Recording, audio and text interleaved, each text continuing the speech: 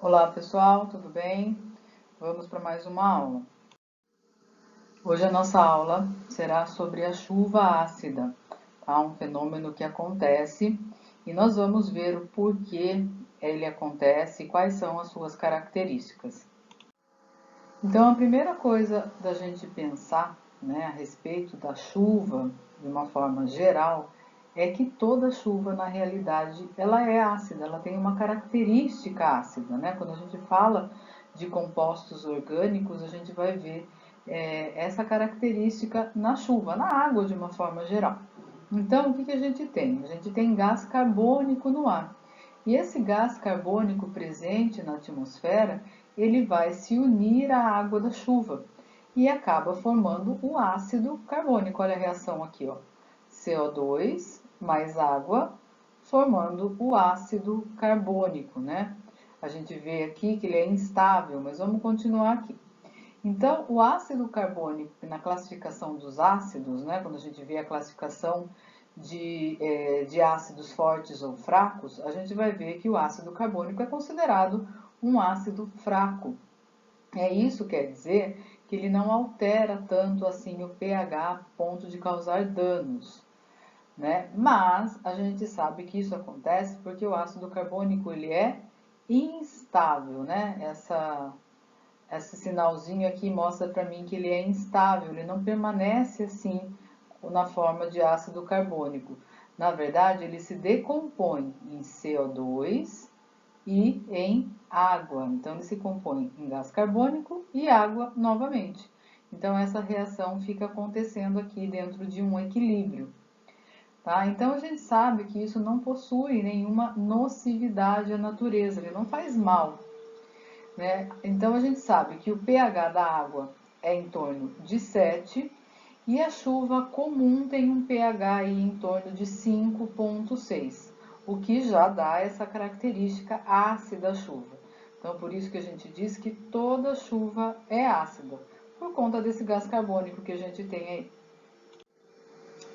Agora, quando eu tenho outras coisas aliadas a esse processo aí do gás carbônico que está na atmosfera e a gente tem o acréscimo de outras coisas a essa chuva, daí esse pH tende a baixar cada vez mais.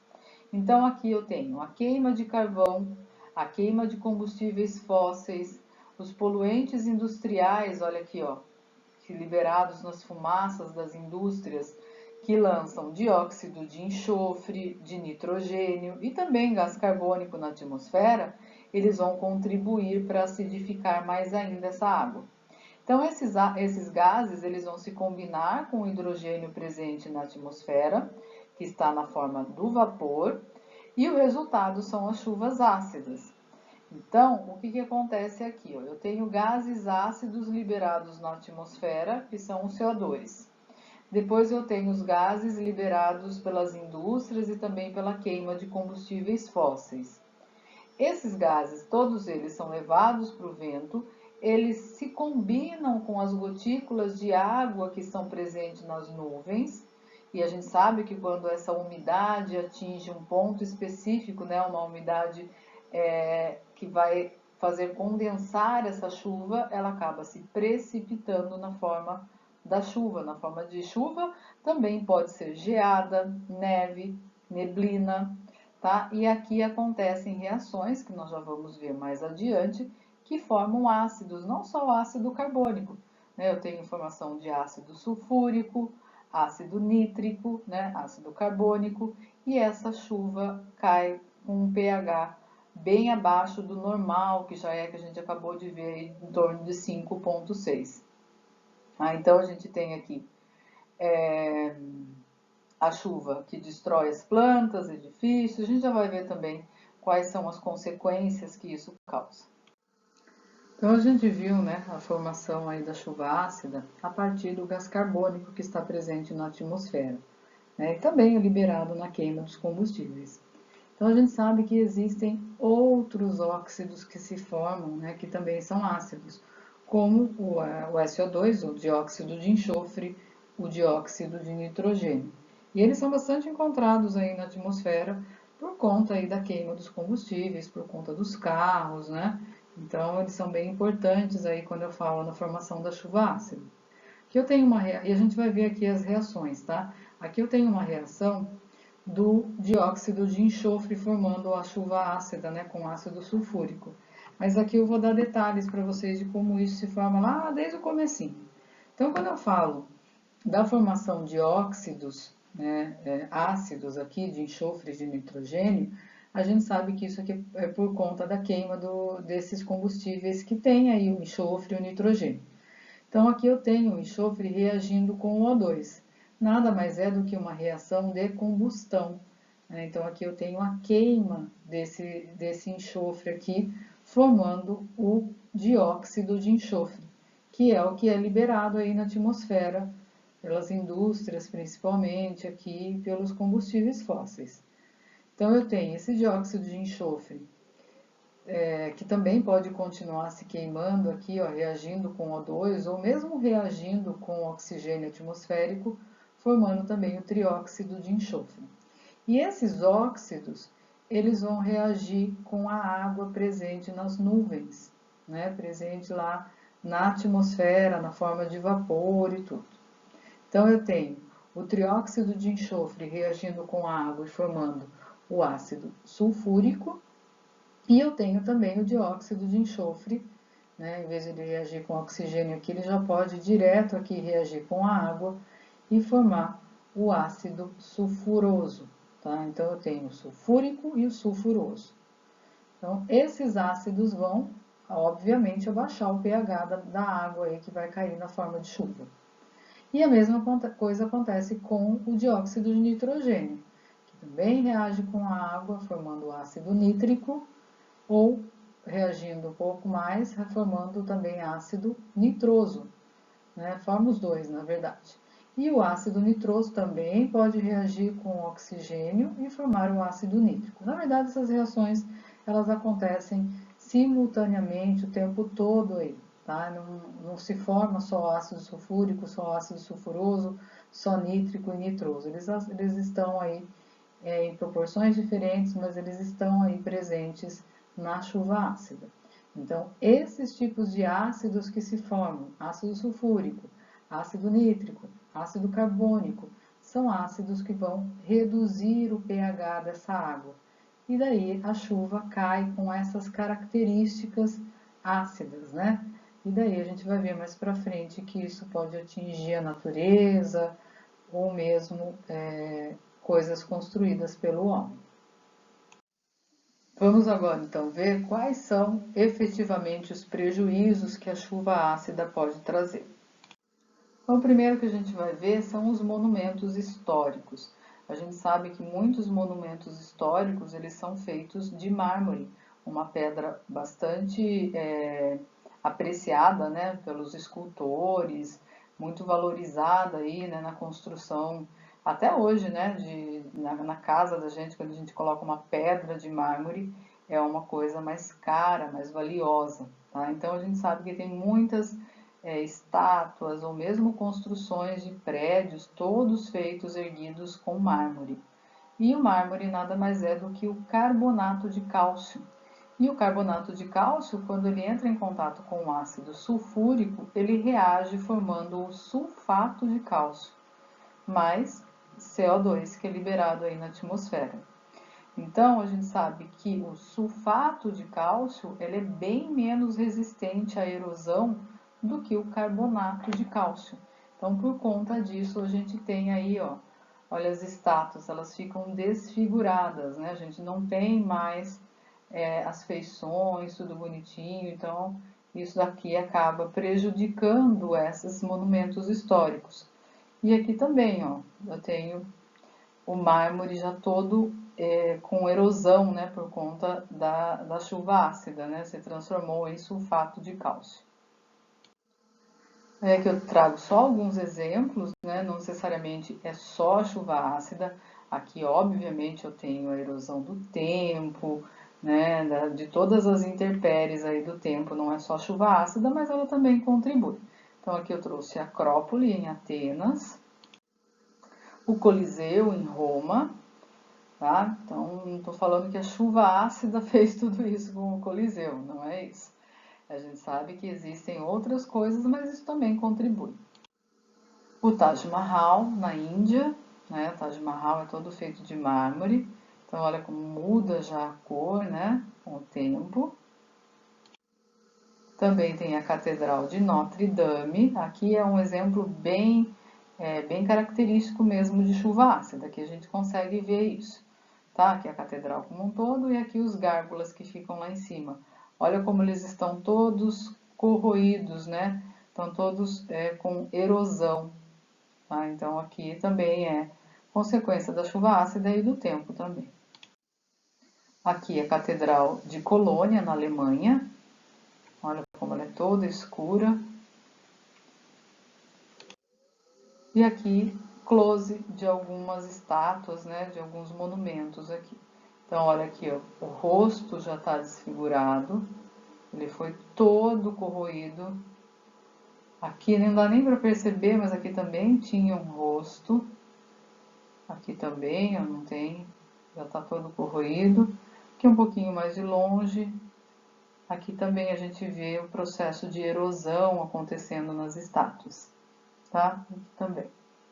São só exemplos, tá, gente? O que mais? A chuva ácida também pode atacar a pintura de automóveis, né, de carros. Então, as pinturas do carro, elas são atacadas também pela acidez da chuva e acaba estragando isso. A gente sabe que também carros também são a pintura também é prejudicada por conta do sol, então as intempéries do tempo mesmo, tanto chuva quanto sol, a gente deixa mais tempo, mas a gente sabe que a acidez na água pode contribuir para piorar isso, né, na deterioração das pinturas, ok? Prejuízos para o meio ambiente. Então, a chuva ácida também pode trazer prejuízo para a natureza. Tá? A gente sabe que prejudica os monumentos feitos pelo homem, o carro, os prédios, mas também prejudica a natureza. Então, de que forma a natureza pode ser prejudicada pela chuva ácida? Aqui a gente vai ver dos lagos, das águas, né? Os lagos são muito prejudicados com os efeitos da chuva ácida. Por quê? Porque se eu tenho um meio aqui, um lago, onde eu tenho todas as características ideais para a sobrevivência de todos os peixes, todas as plantas, né, micro-organismos, eles estão adaptados àquele pH. Quando eu tenho chuva ácida, o que eu faço? Eu abaixo esse pH, eu acidifico essa água. Então, realmente eu posso estar, eu estou mudando, né, o habitat natural desses seres vivos que habitam essa água. E eu acabo matando essa vida. Então, a chuva ácida ela acaba interferindo muito nos lagos por conta de alterar todas as características ideais de sobrevivência dos seres vivos que habitam esse meio aquático. Desmatamentos. Tá? Os desmatamentos é outra consequência da chuva ácida na natureza. O que acontece? A chuva ácida ela acaba provocando, fazendo algumas clareiras, porque ela mata algumas árvores, 2 ou 3 árvores ali do topo daquela montanha ou daquele local, e ela acaba formando essa clareira, porque essas árvores, quando elas morrem, as plantas que viviam ali em torno dela, que cresciam ali na sua sombra, elas acabam também morrendo. Então vão formando uma espécie de um buraco mesmo ali no meio da vegetação. Então isso, a chuva ácida acaba provocando isso num ponto mais distante, num outro ponto, e elas podem provocar até a destruição de uma floresta. Tá? Então é bastante importante isso. E aqui a gente tem algumas árvores que acabam sofrendo isso, né? Aqui não dá para perceber direito, mas tem um buraco aqui no meio e acaba que as outras plantas também ficam desprotegidas, as plantas que viviam embaixo acabam morrendo e isso pode realmente destruir uma floresta. E aqui as clareiras que eu falei, né? Olha, as clareiras elas acabam se formando no meio da floresta, matam 1, 2 árvores, a vegetação que está embaixo morre e acaba formando alguns buracos aqui, bem aqui no meio da floresta mesmo. Outro fator que a gente pode atribuir aí junto com a chuva ácida são as alterações climáticas. A gente sabe que existem outros fatores que estão envolvidos nisso, tá? Mas a chuva ácida também é responsável por isso. Então, as alterações climáticas vêm por conta da destruição das florestas, principalmente. Então, acaba que altera também algumas condições climáticas. Então, eu posso ter desde inundações, né? Tenho aqui um morro aqui caindo, porque se a gente destruiu a floresta lá em cima, eu tenho menos vegetação, acaba chovendo e eu tenho aqui o deslizamento de terra.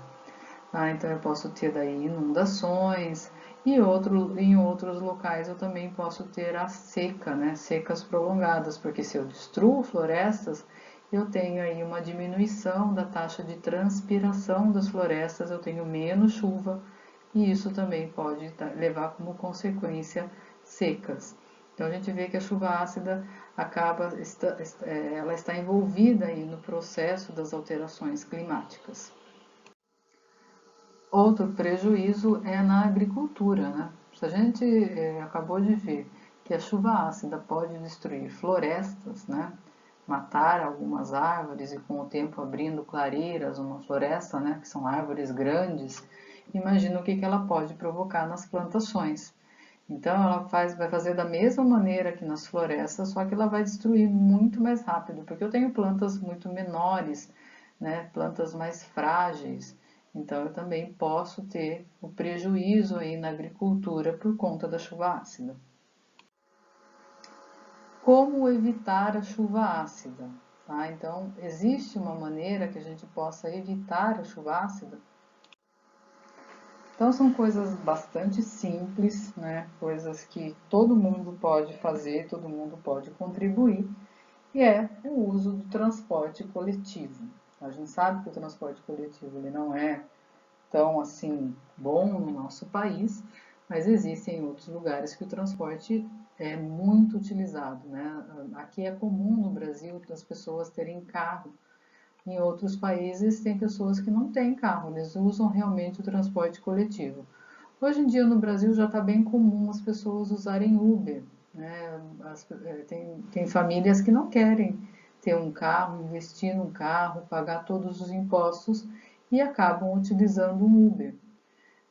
Não muda muita coisa porque também vai estar transportando uma, duas pessoas, né? Às vezes a pessoa sozinha. O ideal realmente seria o transporte onde cabem mais pessoas e que daí eu não tenho tanto a queima de combustíveis fósseis. Mas a gente sabe que hoje em dia tem famílias também, por outro lado, que tem mais do que um carro.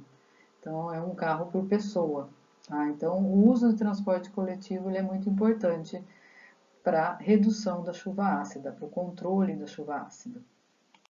A outra forma é a utilização de fontes de energia menos poluentes, né? Então a gente tem aí fontes de energias mais limpas.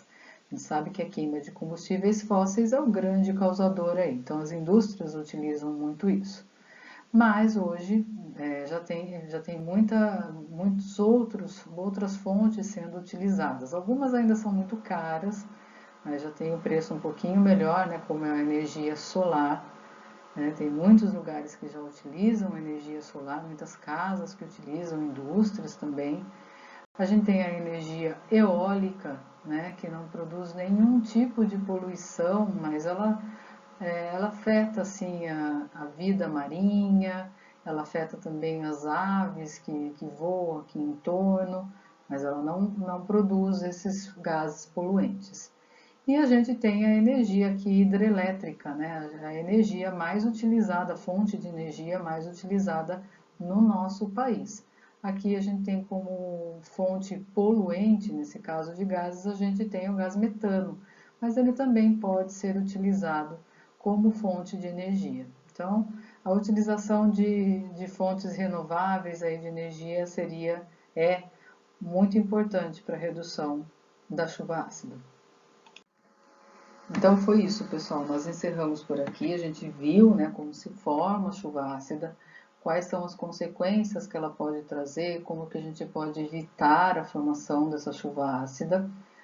e contar para vocês que quando a gente faz esse experimento no laboratório, a gente reproduz a chuva ácida numa pequena escala. A gente faz isso num vidrinho aí de azeitona, tá? Então a gente queima o enxofre reage com o oxigênio atmosférico, né? Então ele faz a reação de queima, né? Que é o SO2. E quando ele queima esse SO2, esse gás, ele reage com a água que está presente lá no meu potinho de vidro e eu tenho ali a formação do ácido sulfúrico dissolvido nessa água. E a gente mede essa água, né, o pH dessa água antes e no final. Então, normalmente a gente tem uma água aí em torno, né, de 7, às vezes um pouquinho mais baixo o pH, e a gente consegue chegar num pH aí dessa solução de até 2. Então, a gente consegue um pH bem baixo, 2, 3, quando a gente reproduz a chuva ácida em laboratório. Ok? Então, encerramos por aqui e até a nossa próxima aula.